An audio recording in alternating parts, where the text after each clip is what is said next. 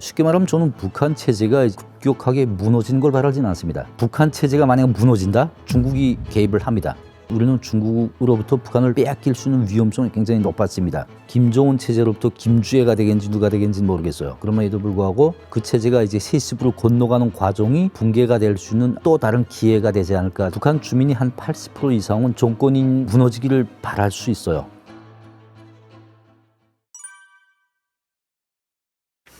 네, 제가 대한민국 와서 지금까지 수십 차례 다니면서 이제 자기 소개를 너무 많이 하다 보니까 간단히 하겠습니다. 저는 2023년 11월까지 북한에서 외교관으로 하다가 2023년 11월 12일 대한민국 온 이일규입니다. 반갑습니다. 제 개인적인 견해긴 합니다. 북한 사람들은 단 한 번도 중국을 형님으로 생각했던 적이 없어요. 김일성 때 사실 이제 중국과 북한 간의 혈맹 관계가 수립이 되지 않았습니까? 김일성이 사망하기 직전에 그렇게 이 얘기를 했어요. 자기가 머리가 하얘지게 된 그 여러 이유 중에서 가장 큰 이유가 중국 때문이다. 중국이 끊임없이 북한에 대해서 내정 간섭하고 압박하고 이걸 다 이제 막아내느라고 머리가 다 하얘졌다 이런 얘기를 했던 적이 있습니다. 그토록 이제 중국은 북한에 대해서 정말 지정학적인 영향력을 행사하려고 하고 끊임없이 내정 간섭을 하고 옛날 소련 때 소련 중국이 이제 서로 이제 압박을 가하고 하다 보니까 북한에서 사대주의라는 말이 생겨났어요. 가장 경계해야 될 게 사대주의다. 대국주의를 하지 마라. 그래서 중국이 압박을 하면 소련과의 관계 쪽으로 가고 또 소련이 압박을 하면 중국 쪽으로 가는 그런 등거리 외교라는 걸 북한이 끊임없이 이때까지 했습니다. 북한 사람들, 주민들이 이걸 다 알거든요. 그러다 보니까 주민들도 단 한 번도 중국을 이런 형님이나 어떤 정말 혈맹이라고 생각은 안 해요. 그럼에도 불구하고 한반도 특히 북한 같은 경우는 전략적 중심이 없지 않습니까? 거의 한반도 유사시 사태가 벌어지고 미군이나 어떤 그런 동맹에 의해서 이제 북한이 체제가 위협을 당할 때 자기들을 이제 운신할 수 있는 피할 수 있는 것은 중국밖에 없다. 전략적인 후방이다. 이렇게 간주하고 중국이 없으면 이제 그 북한 제도 유지가 어렵다고 생각하기 때문에 중국과의 관계를 유지하는 것뿐이지. 한 번도 저 개인적으로도 그렇고 이제 북한 사람들 대부분이 중국을 형님 국가라고 생각을 안 해요. 중국이 북한을 바라보는 그 시각은 이미 모든 사람들이 다 알고 있기 때문에 제가 구태여 여기서 긴 설명은 안 하겠습니다. 쉽게 말하면 전략적인 완충지로서 이제 자기 중국의 체제 안보를 위해서 북한이 필요한 거 아니겠습니까? 북한 같은 경우에도 중국이 본인들의 체제를 지키기 위해서 든든한 뒷배가 돼주고 있으니까 중국과의 관계를 유지하는 겁니다. 쉽게 말하면 서로가 자기 전략적인 이해관계 때문에 서로를 이용하는 것뿐이지 이들이 무슨 어떤 혈맹이라든가 동맹이라든가 정말 끈적끈적한 연대라든가 이거는 정말 서로 그렇게 본 것 같지는 않아요. 역대 이제 러시아는 소비에트 사회주의 연방이라고 하는 소련이 사회주의가 건립이 되고 한 70년 동안 유지되어 오지 않았습니까? 역대 소련이 생겨서 소련이 그 붕괴될 때까지 단 한 명이 소비에트 연방 상임위원장이라고 하는 소련 국가수반이 북한을 방문했던 적이 없어요. 김일성은 소련을 여러 차례 방문해서 이제 지원도 요청을 하고 여러 가지 이제 사회주의권과의 관계 발전을 해서 여러 번 방문했지만은 최고 소비에트 상임위원장은 단 한 번도 북한을 방문했던 적이 없습니다. 유일하게 소련 국가수반 중에 러시아 국가수반 중에 이제 북한을 2번 방문했던 건 푸틴이에요. 그만큼 러시아 또는 옛날 구소련이라고 하는 나라는 북한에 대해서 관심이 일단은 없습니다. 한반도. 중국만큼 그런 전략적인 이해관계가 없어요. 또 설령 있다고 해도 이제 북한이 소련의 말을 잘 안 들었습니다. 굉장히 아까 말씀드린 그런 사대주의를 경계한다라는 논리 하에서 소련과의 관계에서 굉장히 소목소목한 점이 많았습니다. 2022년 2월 러시아 우크라이나 전쟁이 터졌고 김정은이 북한 측 입장에서 볼 땐 굉장히 좋은 조로의 기회를 잡은 거죠. 그러다 보니까 지금 현재 마치 무슨 혈맹이요 동맹이요 하는 그런 그 관계가 형성이 됐습니다. 역시 이것도 서로가 서로를 전략적으로 이용하는 것뿐이지 러시아가 북한이 반드시 필요하거나 또는 북한이 반드시 러시아가 필요해서 중장기적인 동맹으로 간다라고 보는 것은 조금 무리인 것 같습니다. 그럼에도 불구하고 이제 우크라이나 전쟁을 겪으면서 러시아는 북한이 능력을 봤어요. 잠재력을 봤어요. 군사적인 잠재력도 봤지만은 북한이라는 나라를 손에 쥐었을 때 소방, 특히 미국을 견제할 수 있는 그런 유력한 카드를 활용할 수 있다라는 그런 잠재력을 봤습니다. 그러다 보니까 제 개인적인 생각에는 러시아 우크라이나 전쟁이 이제 종식이 된다고 해도 한동안은 이제 로북 관계가 또 북러 관계가 그렇게 갑작스럽게 냉각될 것 같지는 않습니다. 그러니까 북한은 절대로 구원 나라에도 기울지가 않아요. 물론 이제 러시아 우크라이나 전쟁 이후에 로북 밀착이 막 가속화되면서 중국을 한쪽으로 약간 밀어넣고 러시아 쪽으로 기울어졌던 적은 분명히 있습니다. 그럼에도 불구하고 러시아 쪽으로 완전히 기울지를 못해요. 북한이 중국과의 관계 냉각이라든가 관계가 단절되면 자기들 체제에 굉장히 큰 위협으로 된다고 생각하기 때문에 중국과의 관계는 절대로 단절을 못합니다. 그러니까 한쪽에 잠깐 그 전술적인 차원에서 밀어놨을 뿐이지 절대 한쪽으로 기울어진다 이거는 상상하기 어려울 겁니다.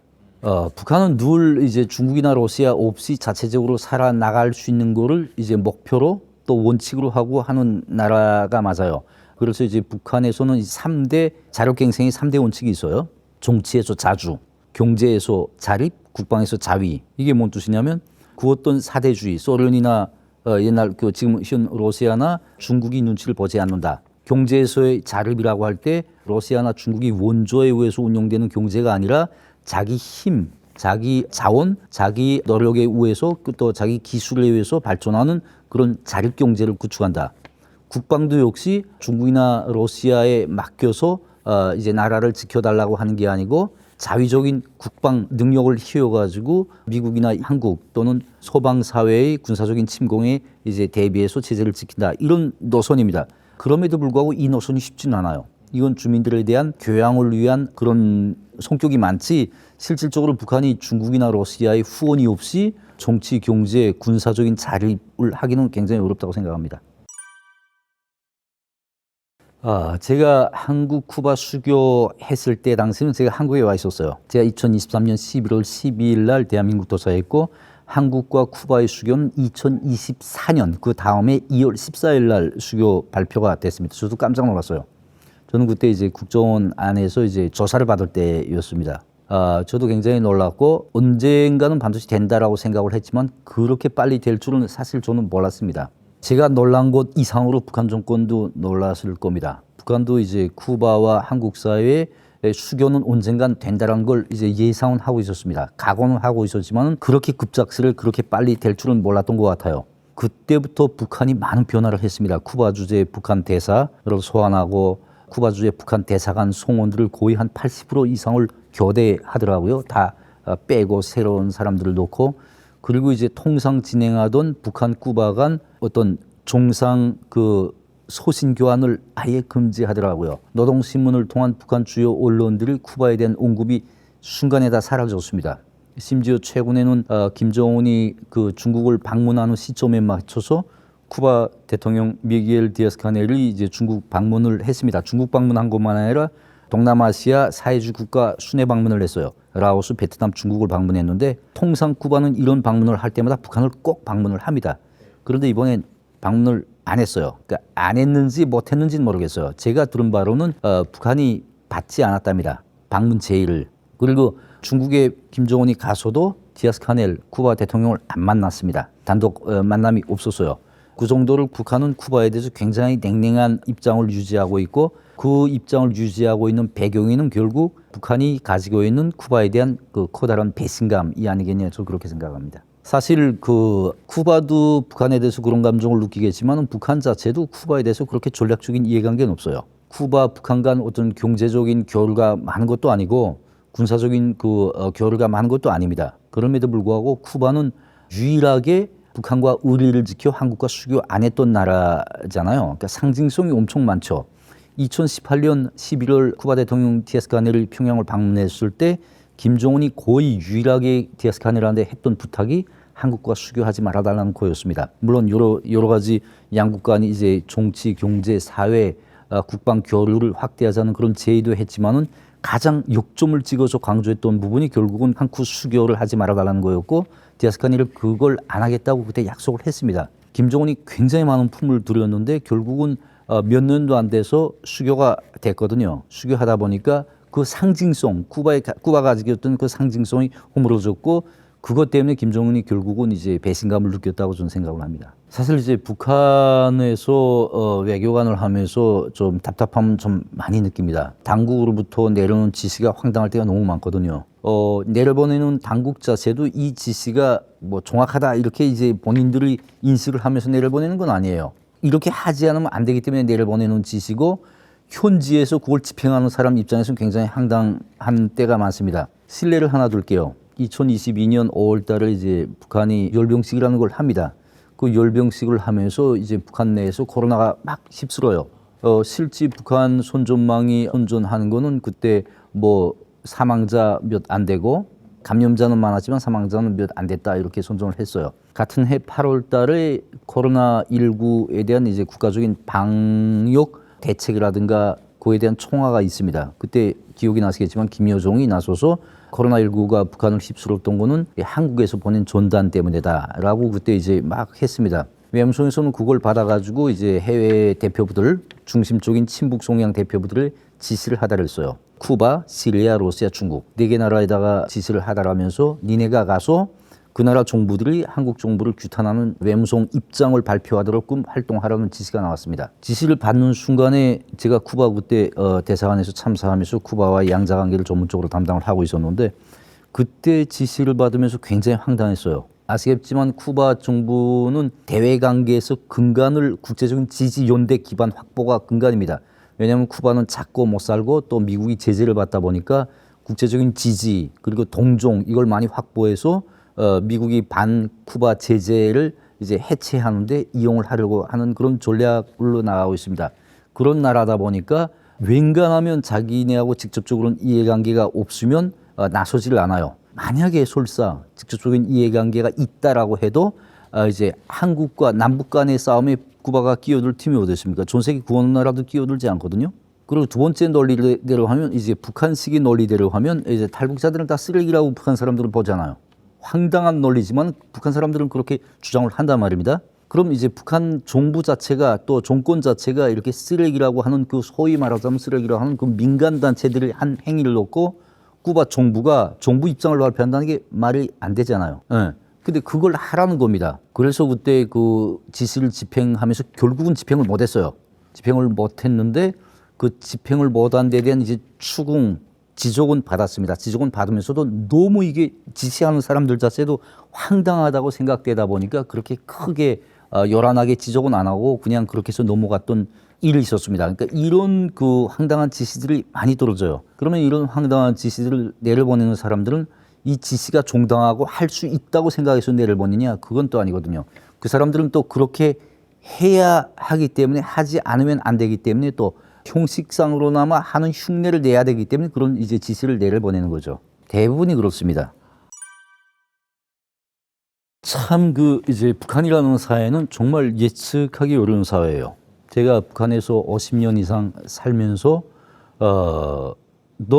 그 체제가 향후 어떤 방향으로 가겠는지를 예측하기 어렵습니다. 그럼에도 불구하고 북한에서 살다가 온 사람들 누구나 다 이제 물어보면 다 똑같은 얘기를 할 거예요. 그 체제가 쉽게 무너지지는 않을 거다.